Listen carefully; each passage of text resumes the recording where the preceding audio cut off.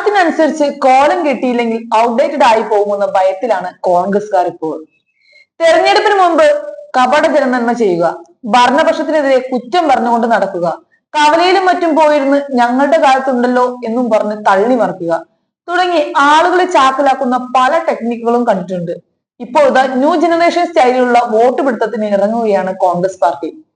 അല്ലെങ്കിലും നാടോടുമ്പോൾ നടുവേ ഓടണമെന്നാണല്ലോ.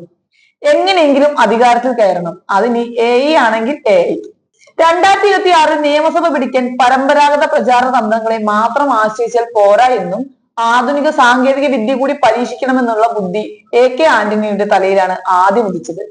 പുത്തൻകാലത്തെ സാങ്കേതിക വിദ്യ ആണത്രേ. അത് മൂപ്പർക്ക് ഇപ്പോഴാണ് അത്രയും മനസ്സിലായത്. സംബന്ധിച്ച് വ്യക്തമായ പരിശീലനം മുതിർന്ന നേതാക്കൾക്കടക്കം എല്ലാവർക്കും ലഭിക്കണമെന്നും KPCC അതിന് മുൻകൈ എടുക്കണമെന്നുമാണ് ആന്റണി മൂപ്പൻ പറഞ്ഞത്.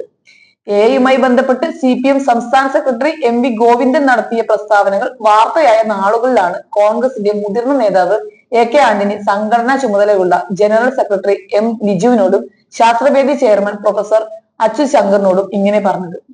ആന്റണി പറഞ്ഞാൽ പിന്നെ പാർട്ടിയിൽ അപ്പീലില്ല.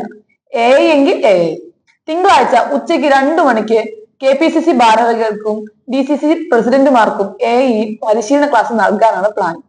സംസ്ഥാനത്ത് ഇത് ആദ്യമായിട്ടാണ് ഒരു മുഖ്യധാര രാഷ്ട്രീയ പാർട്ടി അവരുടെ ഉന്നത നേതാക്കൾക്ക് ക്ലാസ് സംഘടിപ്പിക്കുന്നത്. രാഷ്ട്രീയ പ്രവർത്തനത്തിൽ നിർമ്മിത ബുദ്ധിയുടെ സാധ്യതകൾ എന്ന ആമുഖത്തോടെ നേതാക്കളുടെ താല്പര്യമനുസരിച്ച് കൃത്യമായ ഇടവേളകളിൽ പരിശീലനം നൽകാനാണ് പദ്ധതി.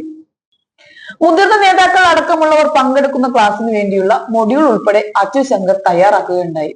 രാവിലെ ഭാരവാഹി യോഗത്തിന് ഇന്ദിരാഭവനിൽ എത്തുന്ന നേതാക്കൾ ഉച്ച കഴിഞ്ഞ് മുങ്ങാതെ ക്ലാസ്സിൽ കയറണമെന്നാണ് പാർട്ടിയുടെ നിർദ്ദേശം.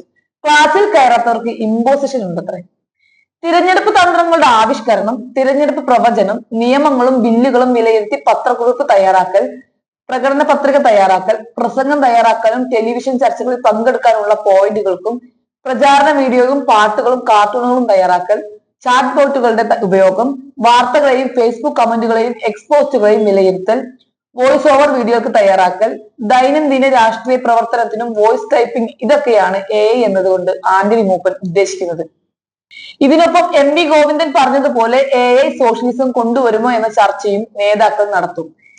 ഇടപെടലുകളിൽ US-നെ ചൈന മറികടക്കുമോ, എന്താണ് ടൂളുകൾ, എന്താണ് ChatGPT, ഗൂഗിളും ChatGPTയും തമ്മിലുള്ള വ്യത്യാസം തുടങ്ങിയ അടിസ്ഥാന കാര്യങ്ങളും മുതിർന്ന നേതാക്കൾ പഠിക്കുമെന്നാണ് കേൾക്കുന്നത്. ഇനിയിപ്പോൾ നേതാക്കന്മാർ എല്ലാം അടിമുടി മാറാൻ പോവുകയാണെന്നാണ് കേട്ടത്. യോട് ചോദിച്ചിട്ട് മാത്രമേ അവരിനി ഓരോ കാര്യങ്ങളും ചെയ്യുന്നുള്ളത്രേ. അല്ല നേതാക്കളെ, ഇതിന്റെയൊക്കെ ഇടയിൽ പരസ്പരം ചെളി വാരി എറിഞ്ഞു നിർത്താനുള്ള വഴികൾ എന്തെന്ന് കൂടി നോക്കിക്കൂടായിരുന്നു?